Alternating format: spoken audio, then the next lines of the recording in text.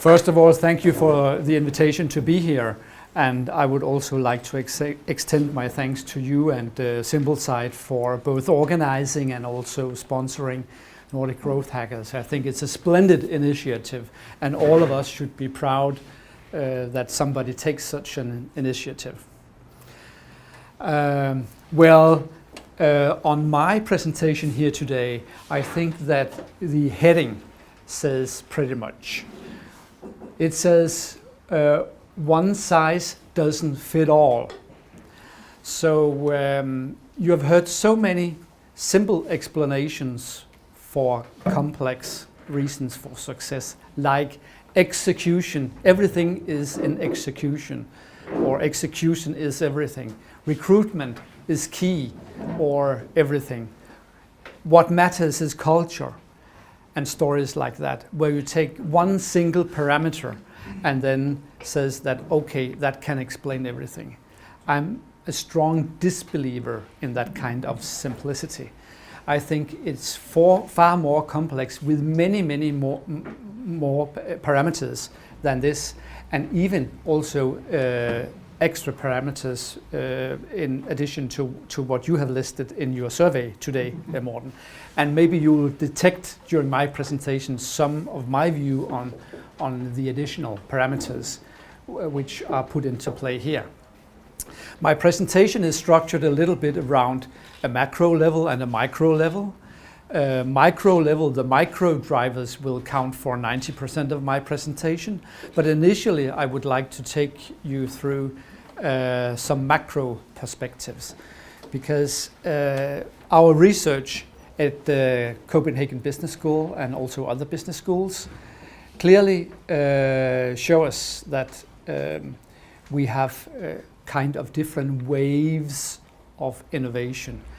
When we study innovation, which is one of the underlying things for growth, naturally, it comes out that there's an epochal element of innovation.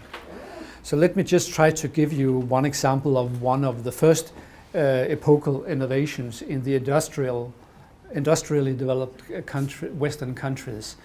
When the railroad tracks were laid out in Europe and also in the US, for instance, in the 1850s, it gave birth to a kind of revival of the society with lots of innovation and lots of business coming up. And even today, if you look at some of the real wealth families, in particular in the US, you will find that like Rockefeller Foundation, they based their fortune on being at the right spot at the right time when the railroad system was introduced in the US. So being born in the right epoch is very important. And I know you are now listening to whether you are born in the right epoch, because that's extremely important for your own profitability and subsequent wealth. But let me just go to the second wave after the railway thing. That comes here when we have, if I can click it. Okay. Yeah, okay, that's smart. Yeah, and that shows nothing. But now you have a picture of the horse carriages at Manhattan of New York around the turn of the last century, 1900 Easter parade, and you only see horse carriages. But only 13 years after, at the same Easter Sunday event, you will only see cars. So it took 13 years to go from only horses and then to only cars. And then you can say, okay, that gave probably the birth and the acceleration of the automotive industry, but it's far more than that. It's transportation, it's logistic, but it is also what we call Taylorism, with the mass production of goods that followed that epochal innovation. Also because cars had to be mass produced, whereas horse carriages were more manually produced.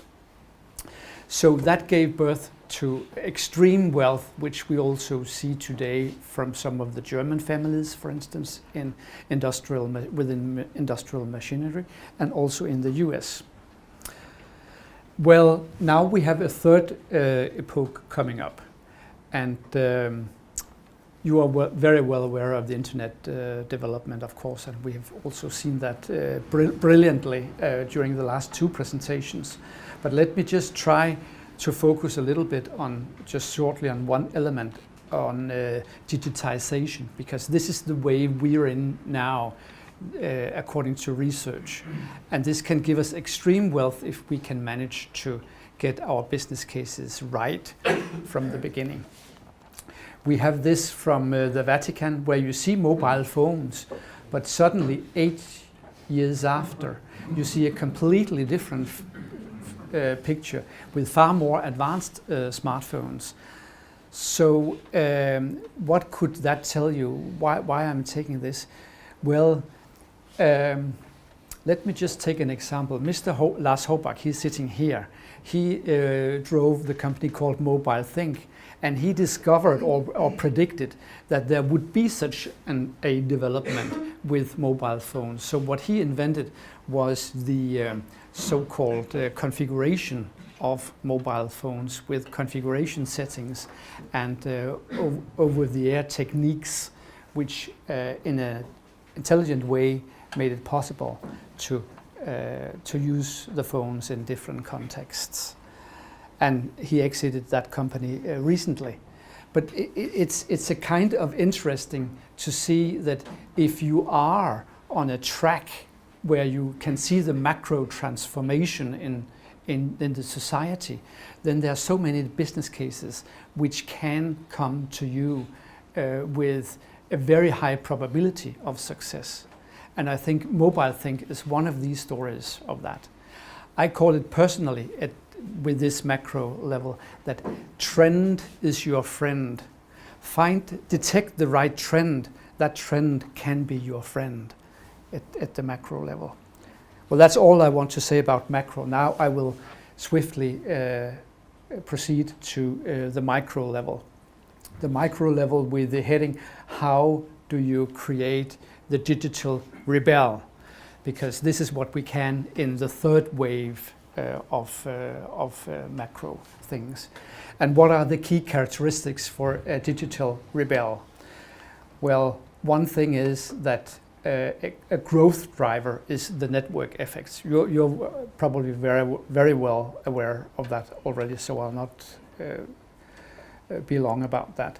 No ownership of assets. So the more you can focus your resources on everything else than physical assets, the better you have prospects for extreme growth.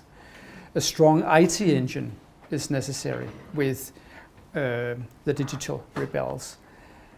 Tactical pricing, whether it will be reverse charging, whether it be freemium, whether it will be a third kind of innovative pricing, maybe cutting prices in the beginning and increasing afterwards, or whatever. But tactical pricing has occurred to be an element of digital rebels. Disruption. Well, you can't please everybody and just have success. You have to kill the old world if you are a digital rebel. And you have to do that with a disruptive mindset in order to create the high total cost of ownership. Well, execute, that's already addressed, so I'll quickly move on to rethinking innovatively. You have to think out of the box and have a mindset where you're prepared to do what many others would not do. So for instance, when I invest in some of startup cases, I'm keenly interested when some advisors say to me, this won't work. Don't do that investment. Then I'm really, really interested, because then we are into something which is really, really new and which can drive exponential growth. I'll just repeat that trend is your friend with these digital rebels. Now Morten has asked me to do a little bit of a different presentation than the previous presentation, so now I'll move on to some of my personal experiences with the companies I have fared with. In one case, which is a business to consumer case, we got 200,000 customers, or even more than that, in less than 12 months time in the mobile telephony business. And this was the CBB Mobile case, which I'll expand a little bit upon later. But what we did there was a deliberate kind of strategy, which is described as what we call a black swan, because what we did there was something completely new, hadn't been seen in the market before. We did it at the same time as Telmore, but doing things in a black swan manner gave us a lot of background for our extreme growth. And we have described this black swan technology, or these black swan components, in a separate book written by myself and Professor Flemming Polfeldt of Copenhagen Business School. So the subtitle is The Impact of Next Generation Companies, and this is this black swan philosophy where you can make an extreme impact on the environment and also have a disruptive nature to deal with it. Now this is the business to consumer segment. Something is completely different when we go to the business to business concept, because here I have another example, namely the company called Configit, which is doing configuration software. When you have matters which are sufficiently complex, like producing a car, for instance, you can gain much benefit out of utilizing software, very advanced software. And I came into the picture here around 2008 and 2009. And luckily, in this case, it isn't the same with all my cases, but in this case, we made the hockey stick development. And I will try to expand a little bit on how we realized that growth. Well, let's move back to CBB Mobile and what I call business to consumer growth hacking. And be aware that I'm making a severe distinction between business to consumer growth hacking and business to business growth hacking, because I have learned in the hard way that there's extreme difference between running such different business cases. In the case of CBB Mobile, many things were important, but in the first case, imagine that we in the industry were the first to require prepaid. And as we didn't own any assets, but got the money from our customers up front, we could actually run this business case without any external funding, basically speaking.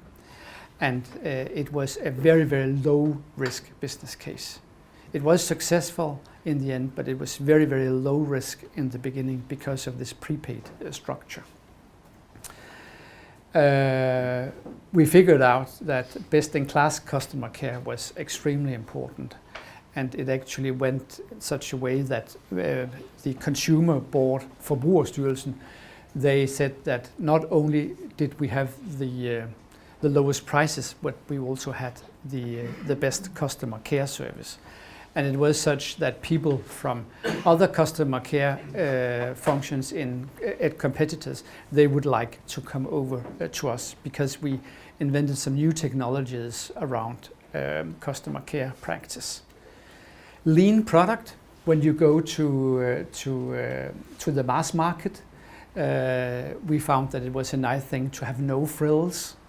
So just a very, very good core product with a good core service. You had what I call average technology. You know, there was nothing brand new, nothing specifically innovative about the technology. It was average, and it was good enough. Then I already said during the customer care thing that culture was important. We had a disruptive culture with young staff, and therefore I really liked your answer, Steffen, earlier on during the questionnaire, that you cannot do that with 50 or 60 years old people. There was a very innovative culture at the customer care. Then I have a last thing, that is specific sales efforts through business to consumer branding. And I will expand on that a little bit, but still say that these 6 things here are specifically described in more depth in another book, Return on Strategy. It's described a little bit different, and there are many sub-indicators to each thing we have here. But it is a model for exercises how you can get return on strategy. And by the way, this book, it has been translated into Danish, all right, but it is hugely successful in China. We have the largest sales in China, where founders are also viewing this as a kind of first book to read when you want to establish some kind of new company.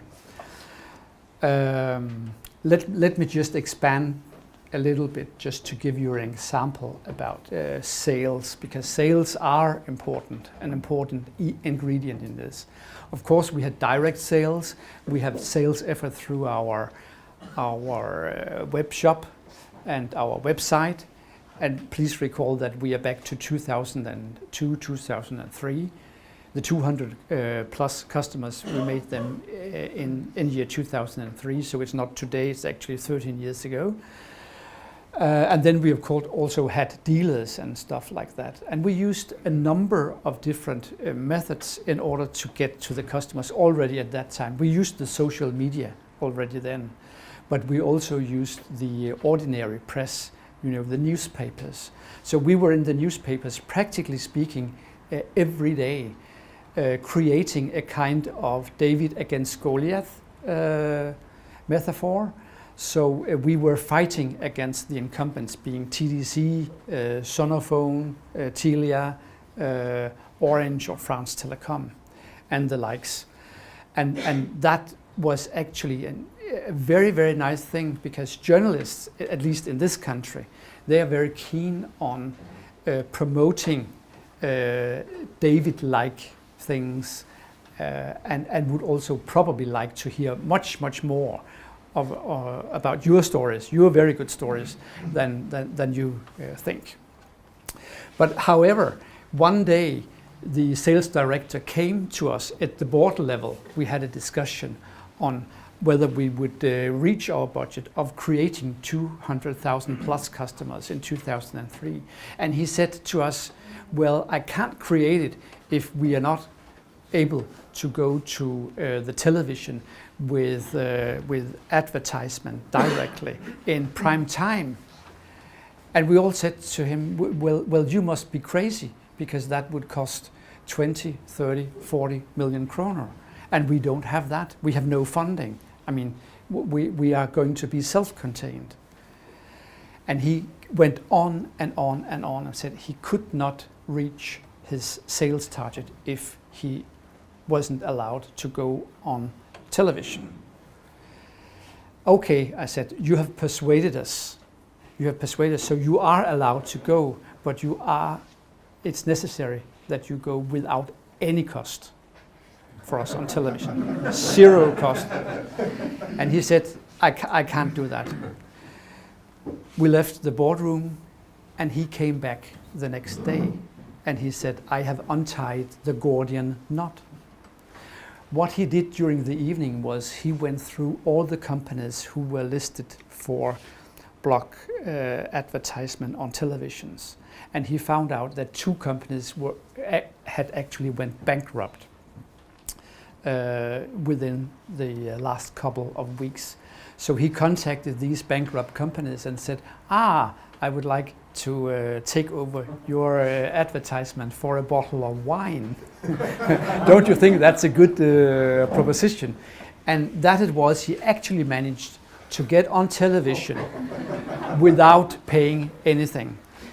and with a lot of worth to the company. So it just tells you also the story about, you know, thinking innovatively, thinking disruptively, thinking out of the box, because everything is possible, almost everything is possible in this world. So this was the story about how we managed through all the inroads we could possibly use to get 200,000 plus customers within less than 12 months. And just for comparison, we expended in total less than 4 million in acquisition costs in year 2003 for getting that number of customers. Now the average acquisition costs for the incumbents was at least 2,500 kroner. So they would have expended 500 million kroner to attract 200,000 customers, where we spent less than 4 million. And by the way, you know, this was based on our business, our discount, our aggressive discount, I call it business model. Now I'm introducing a new term, because I think that what ties these things together is the business model you use. Business model comprising a variety of variables, of factors or parameters or driving forces, if you like. And my conclusion later on, within the time frame, limited time frame allocated, will be that the most important message is to be clear on the business model you are using, because the business model comprises 30, 40, 50 parameters, and you need to be aware whether it's a sustainable business model you have. Is it sustainable today? Is it sustainable tomorrow? Or will it crash or whatever? Or should it be adjusted? So that will be part of my conclusion today. Now switching to Configit, we again have extreme growth hacking, but it's on the business-to-business segment. So let me just try to go quickly through, because you saw that funding was not needed with CBB Mobile, but here it is needed, because business to business, that's very often postpaid, and was it in the case of Configit. Instead of customer care as the first best thing to deal about, key account management was very important. Instead of no frills, what you have when you are on the business to business market is that it's from time to time very attractive to have frills in order to make lock-in of your customers. But it's too expensive to do that in the consumer market. Best-in-class technology, you need to make it as advanced as you possibly can, and you can imagine that this company, for instance, delivers the software to companies like Jaguar, Land Rover, Audi, Volvo, and the likes, but in the automotive industry. But similarly, ABB and a number of other companies in other sectors of industrial machinery. So it needs to be extremely complex. This also means that the culture is not, you know, the youth culture we saw at CBB Mobile. It's an experience culture, research-like in nature. And last but not least, it's a completely different sales stories we are dealing with. The sales story here is that articles, professional articles in journals is important. Being at special conferences and be keynote speakers there is important. Having a thorough take on how to deal with not 200 to 300 customers like CBB Mobile, but only 100 or less than 100 customers like Configit has. So you'll see there's a huge difference between the two. And this means that I would like to question you. Are you B2C or are you B2B?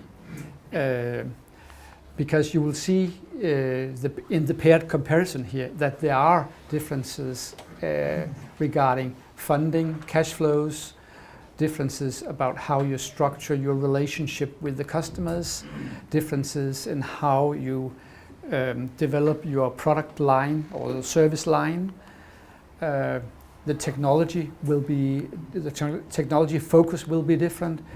The culture will be widely different, and also your sales effort will differ hugely. So this is the message I take here. But these are, let's say, the common lessons learned from these two business cases. I would like to just finish by giving you some actionable points to consider in addition to what I've already listed. One is to have founders to go what I call all in. And we tried to describe that in a book. On the Configit case, and the main story here is, it's in English, we also have a Danish copy of it, is that so much happened when the founders eventually went all in. They thought that they could manage on the side, but that doesn't exist. Founders need to go all in. Founders need to retain a motivator, and the motivator is most commonly the ownership share.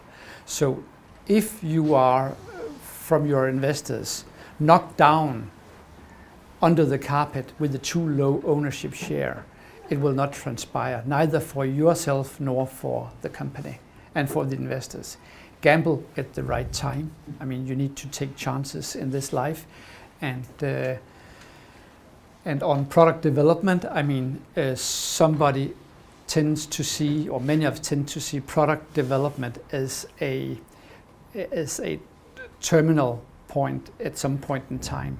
But the fact is that you should continue and continue and continue with development of your products.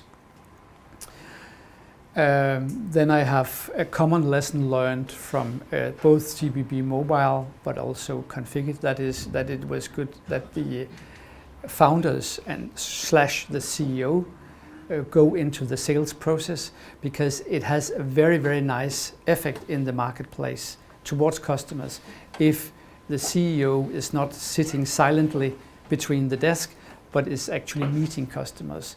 And I mean, in the pause after this, you can also discuss it with the founder of Mobile Think, because he was also very active in his sales process throughout the world in his business case. Then recruitment is something which we often overlook, because many recruitments are actually made in a less successful way than we think. We are quick to take our friends on board and stuff, but do we do it sufficiently professional over time? So my lesson here is, when I look back on these maybe 500 or 600 recruitments I've made, I can say the lesson is that I've spent too little time every time. So don't underestimate this effort. And then last but not least, and this is my last point actually, because I know there's no more allocation of time for my presentation, although I could continue. But I think this is yet another extremely important lesson, because you can have good founders and you can have good investors, but if they don't match together, and they are not aligned, it's like you can have good food in one of the best restaurants here in Dinner Copenhagen, and you can have excellent wine. But what if the wine doesn't match the food? You know, you will not have success with anything. And it is a little bit the same here. And it's often, very often overlooked, because founders, they often rush to get the money.